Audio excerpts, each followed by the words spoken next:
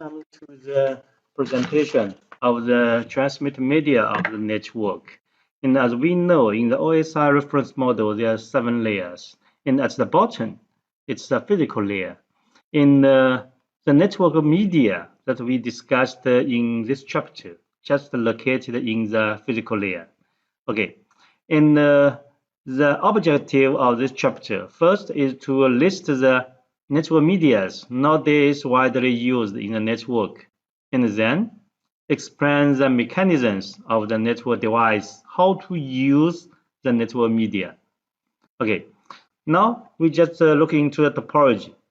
And this is the most simple network, only contains 2 devices and 1 lines to connect these 2 devices together. And then the lines in this picture, just the network media.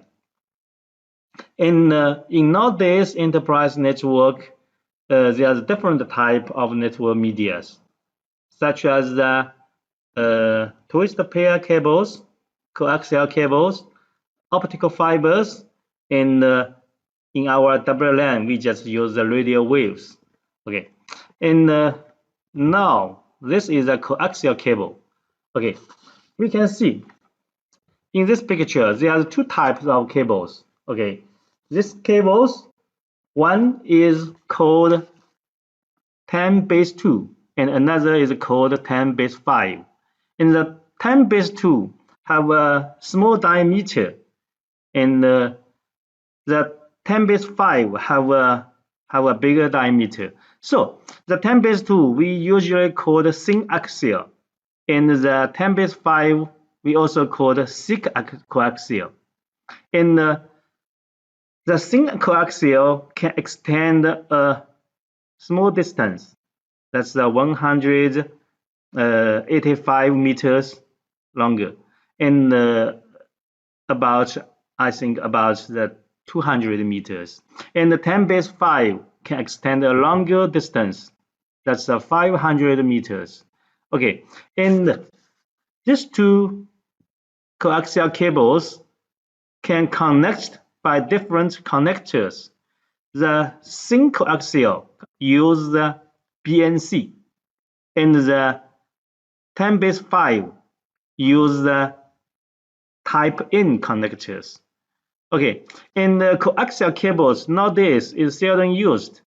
It's widely used, I think about 20 or 30 years ago.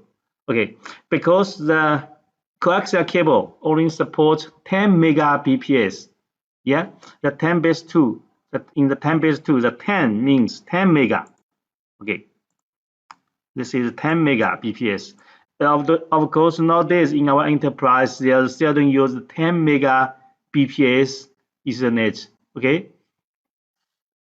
Yeah. Then we go to the twist pair cable. Okay. Twist pair cable nowadays is widely used, and we can see in the twist pair cable there's 8 lines, and each 2 of them is twisted together. Okay, and the twist pair, there's 2 types. One is called STP, and another is called UTP. The STP means shielded, and the UTP means unshielded. The shielded cable is covered by a aluminum foil. Okay, and then is more robust to the magnetic interference. Okay, and the twist pair have different standard. Usually, we have category 3, category 4, and category 5.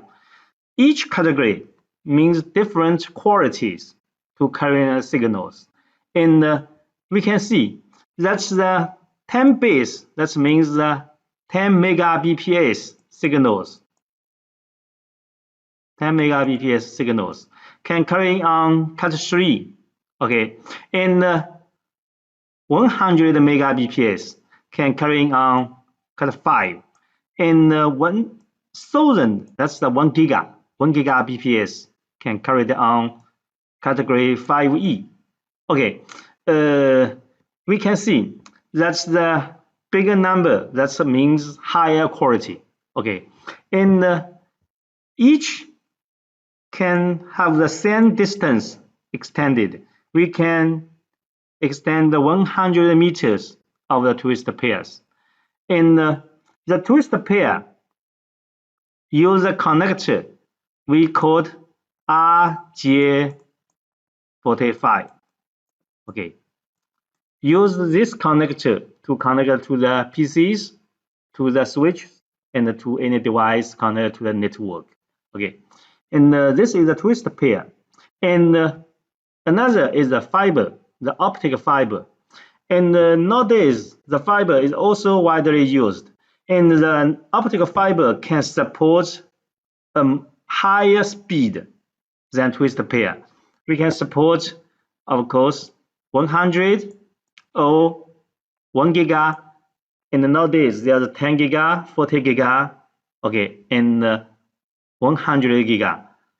Okay, this speed can all supported by the optical fibers. In the optical fiber, there's 2 types.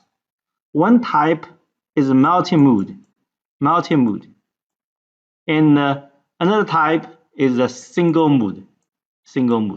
In the single mode and multi-mode, there's difference of the optic carried in these fibers. And the single mode can carry the optical signals to a more far distance, okay, a longer distance. And we can see the single fiber can carry about 2 kilometers, and the multi-mode can only carry several hundred meters distance. And the optical fiber that connect, there's many connector types.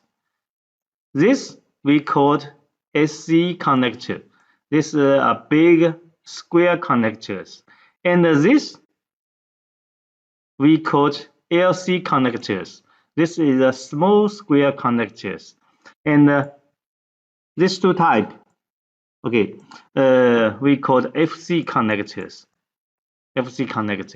Of course, there are still others such as ST connectors. Okay, this is the fiber optic, and then the serial connectors, serial lines, and the serial. I think it's has a long history. It's introduced about 50 years ago, and the speed of the serial lines is low, and the distance is short. And the most well-known standard for the serial is RS232. Okay, that's RS232. And nowadays, the serial lines is seldom used, but in some scenario, we still use this, such as the console line. The console line still use the serial line. Okay, and the serial line did not define. That's not define the physical connectors. So nowadays, widely used connector for serial line, there's DB9 or DB25. Okay, this is widely used, and this connector is the DB25. Okay, and this connector is the V.35. Okay, and nowadays, later, the ERA introduced other standards such as RS422. Okay, the speed and the distance of this standard is increased, but nowadays still not widely used. Nowadays, I think more widely used serial lines just the USB. Okay, universal serial bus. Okay. This is nowadays is most widely used. Okay, and then signaling encoding in the media. As we know, when the PCs sending the signal in the line, the data must be encoded. I think the most simple encoding just use the voltage. The high voltage means 1 or the low voltage means 0. Okay, this is the most simple. And but there's some shortcomings.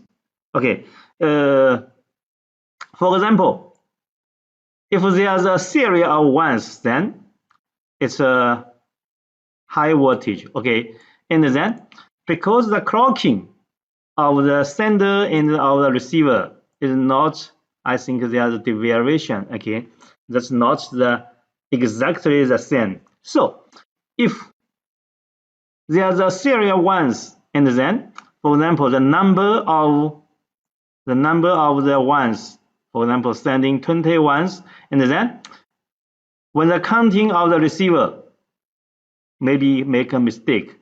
For example, counting the 21 ones, so there's a mistake. So there are some improvements of this encoding system. The most important is included the clock signals into this encoding. And then there's a famous encoding mechanism we called Manchester encoding. Okay, Manchester encoding. And the Manchester encoding just integrates the clock signals into the informations, into the data that's sending from the